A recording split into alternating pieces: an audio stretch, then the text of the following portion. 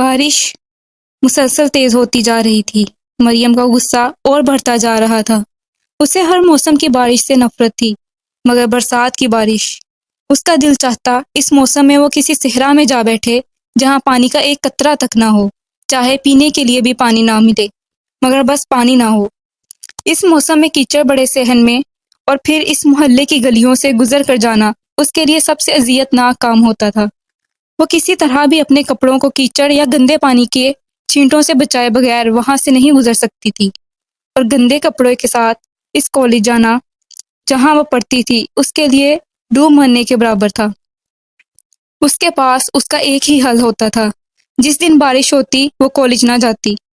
بعض دفعہ لگاتار کئی دن بارش ہوتی رہتی اور پھر اسے دل پر جبر کرتے ہوئے کالج جانا ہی پڑتا تھا، اور تب اپنے پاؤنچوں اور شرٹ کے دامن پر لگے ہوئے کیچڑ پر پڑنے والی نظریں دیکھ کر اس کا دل زمین میں زندہ گڑ جانے کو چاہتا۔ لباس اچھا اور قیمتی ہو تب بھی کیچڑ کا دھبا لباس کو بے قیمت کر دیتا ہے، اور لباس سستا اور بھدا ہو تو پھر اس کیچڑ کا دھبا لباس کو بے قیمت نہیں کرتا، پہننے والے کو بے وقت کر دیتا ہے۔ اس نے ماما جان کو کمرے میں آتے دیکھا اور ایک بار پھر کتاب کھول کر چہرے کے سامنے کر لی۔ وہ پوری طرح شرابور تھی۔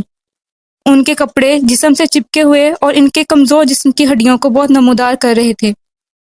انہوں نے نماز کے لیے اپنے سر اور جسم کے گرد لپٹی ہوئی چادر اتار دی اور چادر کو چارپائی پر سوکھنے کے لیے پھیلا دیا۔ اس کے بعد وہ جائے نماز اٹھا کر طے کرنے لگی تھیں۔ مریم نے کن اکھیوں سے انہیں دیکھا۔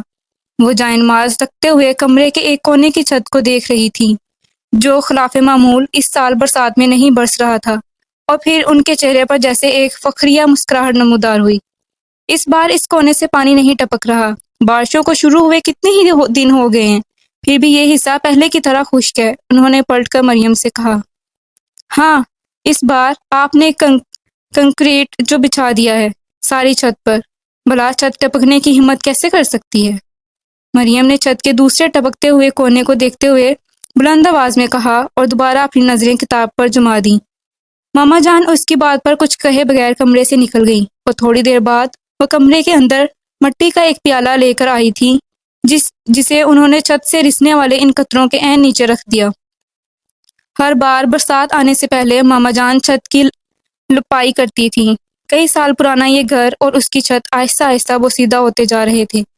چھت اب کئی سالوں سے مسلسل ہر سال برسات کے موسم میں ٹپکتی تھی، اور ماما جان اب پچھلے 3 سالوں سے چھت کو مزید کسی نقصان سے بچانے کے لیے اس پر گارے کی لپائی کرنے سے پہلے پلاسٹک کی ایک شفاف شیٹ اس پر بچھا دیتی اور پھر اس شیٹ کے اوپر گارے کی لپائی کرتی تھی۔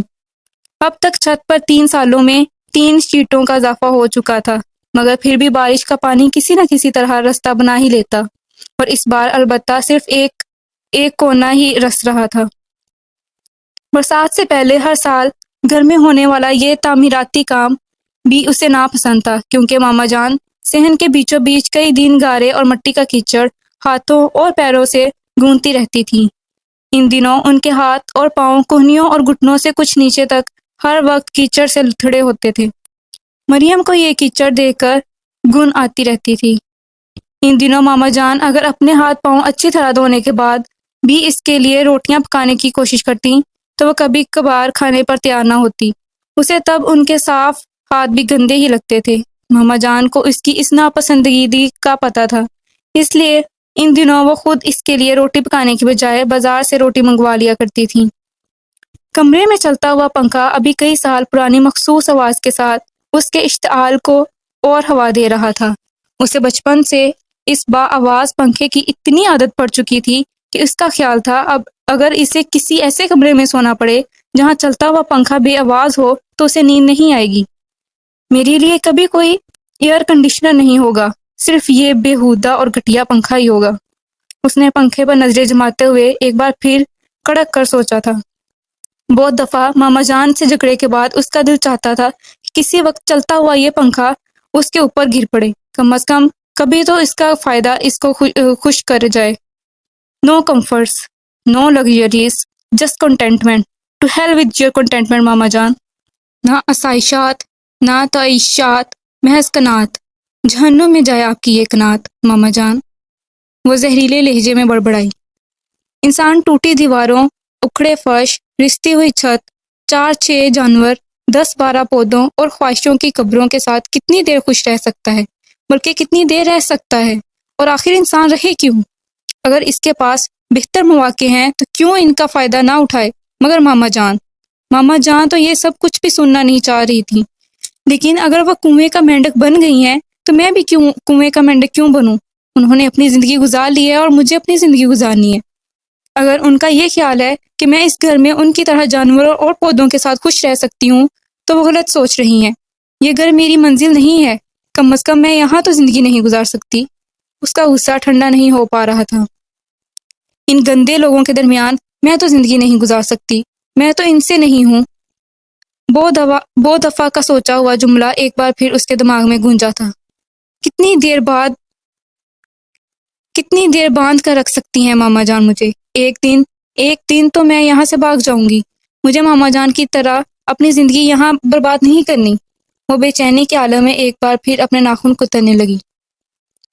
मामा जान एक बार फिर कमरे में आ चुकी थी। उसने एक बार फिर किताब चेहरे के आगे कर ली। वो अब खुश कपड़ों में मलबूस थी। कमरे में आने के बाद उन्होंने कमरे में फैली हुई चीज़ों को समेटना शुरू कर दिया, और ये फैली हुई चीज़ें सिर्फ मरियम ही की मलकियत थी। उसका ईज़र, पैलेट, कलर ब्रश, किताबें, कलर्स, सब कुछ हमेशा की तरह कमरे में फैला हुआ था। वो सुबह से कमरे में पेंटिंग कर रही थी, और जो चीज़ उसने जहाँ रखी थी काम के बाद भी वहीं छोड़ दी थी। उसकी ये आदत भी नई नहीं थी। हमेशा मामा जान ही उसकी इधर उधर फेंकी और फैलाई हुई चीज़ों को समेटती रहती थी। उसे ये चीज़ भी किसी एहसान या मदद नहीं लगती थी। वो उसे भी हमेशा हक समझ कर करवाया करती थी। जितनी तकलीफ वो जिंदगी में मामा जान की वजह से गुजार रही हूँ, अगर इसकी तलाफी के लिए वो छोटी मोटी अनायात मुझ पर कर देती हैं तो कोई एहसान नहीं करती। वो अगर मेरी बात मान लें तो उन्हें कभी भी मेरे लिए ये सारी ज़हमतें ना उठाना पड़े, क्योंकि फिर मैं उन्हें इस तरह के कामों का कोई मौका ही नहीं दूंगी।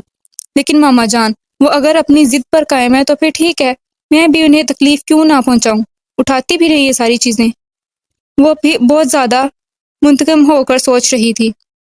तुमने चाय नहीं पी? वो चीज़ें समेटते हुए उसकी तपाई के पास आईं, और तब ही उनकी नज़र तपाई पर रखे हुए चाय के कप पर पड़ी, जिस पर अब बालाई की तह जम चुकी थी। मैंने आपसे पहले ही कह दिया था कि मुझे चाय नहीं पीनी, आप फिर भी कप यहाँ रख कर गईं। उसने किताब पर नजरें जमाते हुए कहा। मैंने तुम्हें चाय इसलिए दी थी क्योंकि तुमने खाना नहीं खाया, उन्होंने उसकी किताब तपाई पर रखते हुए कहा। मैं अब कभी नहीं खाना खाऊंगी, कम अज कम इस घर से नहीं। जिद क्यों कर रही हो मरियम? वो इसके करीब बिस्तर पर बैठ गई। मैं जिद नहीं कर रही, आप जिद कर रही हैं। उसने एक झटके से किताब बंद कर दी। मैं जो कुछ कर रही हूँ तुम्हारे फायदे के लिए कर रही हूँ। प्लीज मामा जान, आप ये जुमला मत बोला करें।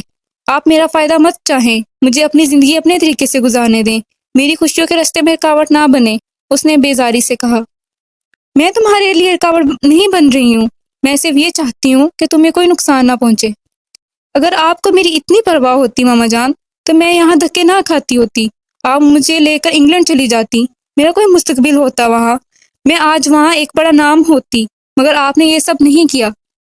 आपने हमेशा जिद की, अपनी मनमानी की। आपने मुझे हर चीज़ के लिए तरसा दिया, हर सहूलत के लिए ख्वार किया, और अब आप कह रही हैं कि आप चाहती हैं कि मुझे कोई नुकसान ना पहुंचे। मेरी ज़िंदगी में अगर कोई सहूलत या लग्जरी आ जाए तो मुझे नुकसान पहुंचेगा। मुझे शोहरत मिल जाएगी तो मुझे नुकसान पहुंचेगा। मैं अपने नाम से पहचानी जाऊंगी तो मुझे नुकसान पहुंचेगा। मेरा काम सराहा जाएगा तो क्या मुझे नुकसान पहुंचेगा? मेरा मुस्तकबिल महफूज हो जाएगा तो मुझे नुकसान पहुंचेगा। मामा जान खामोशी से उसकी बातें सुनती रहीं। चाय और बना दूं? अपनी बात के जवाब में उनके मुंह से निकलने वाले जुमले ने उसे और भड़काया। मामा जान, आप मेरे साथ अच्छा नहीं कर रही। आप मेरी जिंदगी को अपने तरीके से चलाने की कोशिश कर रही हैं, अपने असूलों को मेरे सर पर थोपे। वो इसके पास से उठ गई। आपको मुझसे मोहब्बत नहीं है मामा जान, आपको मुझसे मोहब्बत होती तो आप मेरी बात मान लेती, मगर आप। वो खामोश हो गई। मामा जान उसकी बात सुने बगैर कमरे से बाहर जा चुकी थी।